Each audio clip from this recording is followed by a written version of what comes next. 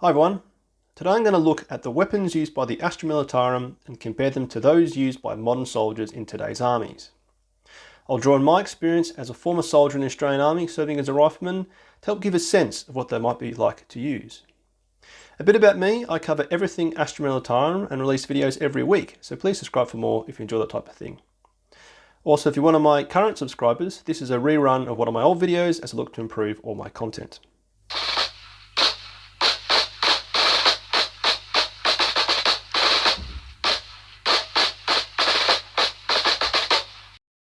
The bayonet.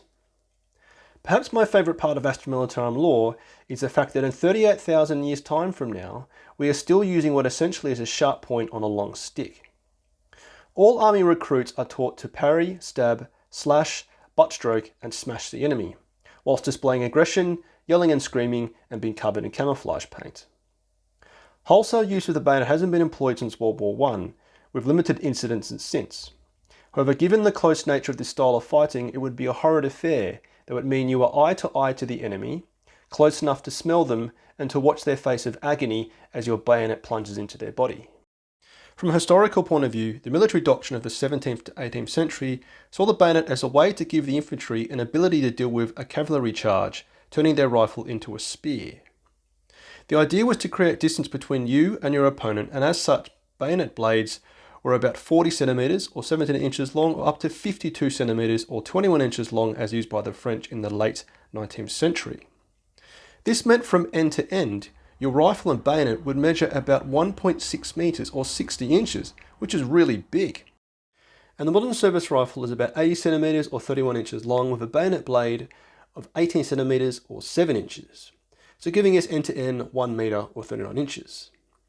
The patent M36 las rifle is 90 centimeters long, and I'm guessing with a bayonet blade of 20 centimeters, so a bit longer than what we have today as used by modern soldiers. I'd guess against the horrors of the 40th millennium, fixing bayonets would be an absolute last resort, and probably given more to stir the courage and morale of the troops. Further, given that humans are one of the shorter of the warring factions of the 40th millennium, our 1.1 meter long lasgun would be overreached by taller opponents anyway. But that being said, if I were a guardsman holding the line against an onrushing horde of orcs or tyranids, I most definitely would be fixing bayonets. The grenade. The Astra Militarum used both a frag and crack grenade. The frag is the most common, with the crack utilised by the elite Militarum Tempestus. The frag grenade appears to be near identical to what is used by modern militaries, and they weigh about 400 grams, with the average soldier being able to lob one 30 metres. Contrary to what Hollywood will have you believe, they don't create ginormous fireballs and blow apart buildings, instead being used to stun and incapacitate the enemy before their position is charged and cleared by rifle fire. They are a shrapnel weapon, with the Australian F1 grenade that I use containing 4,000 2.4mm ball bearings that are projected outwards by an explosive core.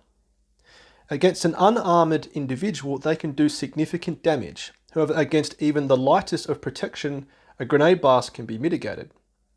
So against the forces of chaos, a frag grenade would be highly effective if thrown against a tattooed covered cultist, but near harmless against an armoured chaos space marine. The crack grenade is an interesting one, given they are conceptualised as an anti-armour or anti-tank grenade. Anti-tank grenades haven't really been used since World War II, or maybe the Korean War, with both increases in armour thickness and technology on modern tanks making these grenades redundant. The basic science behind explosives prefers a blast to be directional, hence why the World War II German grenade, the Panzerknacker, was so effective. It had a magnetised base allowing easily attachment to the armour of a tank, and the blast axis was flush to the armour plating. It could penetrate 150mm of armour, but weighed 3 kilos, and obviously required you to get right up next to the tank, which of course invited significant mortal risk. But the crack grenade of the Militarum Tempestus is no doubt using an explosive technology that modern military scientists could only dream of. Its small size, being the same as a frag grenade, indicates this, given that a modern version will probably weigh about 5 to 6 kilos and resemble 3 phone books stuck together, simply because the force required to do damage to modern tanks has to be so significant. The lasgun. The infamous las rifle is the quintessential symbol of the Imperial Guard, and if you play the tabletop game, know a single lasgun is pretty underwhelming. However, when one of many, they can be very effective. As mentioned earlier, they measure 90 centimeters, which is a touch longer than modern rifles, and weigh 2.3 kilos, which is significantly lighter than today's weapons.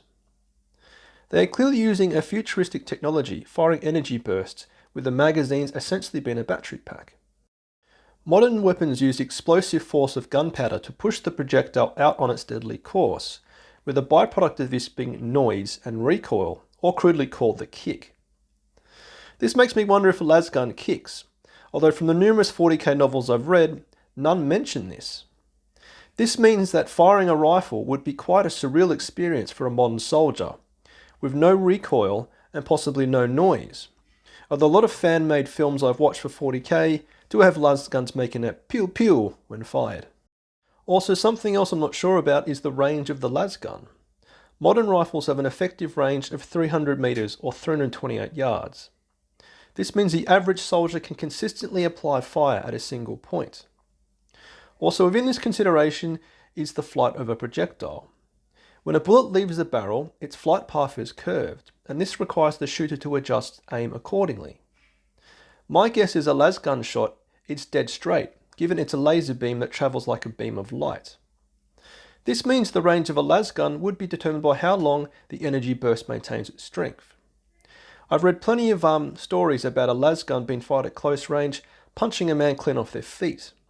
So my guess is at longer ranges, its damage reduces, and perhaps even extreme ranges, resulting in nothing more than a small burn. Also of note is a lasgun's rate of fire. Its 220 shots per minute is roughly a third of what modern rifles can fire.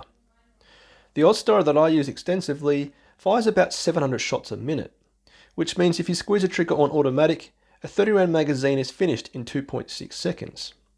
So the simple math in the same time indicates a lasgun can fire out only 10 shots.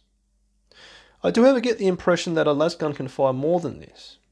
There are plenty of accounts of squad sergeants ordering their men to slow their rate of fire, which not only preserves ammunition, but also allows the lasguns to correctly recharge before the next shot. This indicates the lasgun has an optimal rate of fire, where the energy bursts are at their brightest. A high rate of fire can be achieved by producing weaker energy bursts.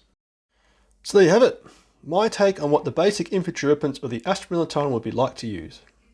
Hope you enjoyed it, and I enjoyed researching for this video. So my channel covers everything Astra Militarum, and I release a video every week. Subscribe for more if you enjoy that type of thing. Thanks for watching. See you next time.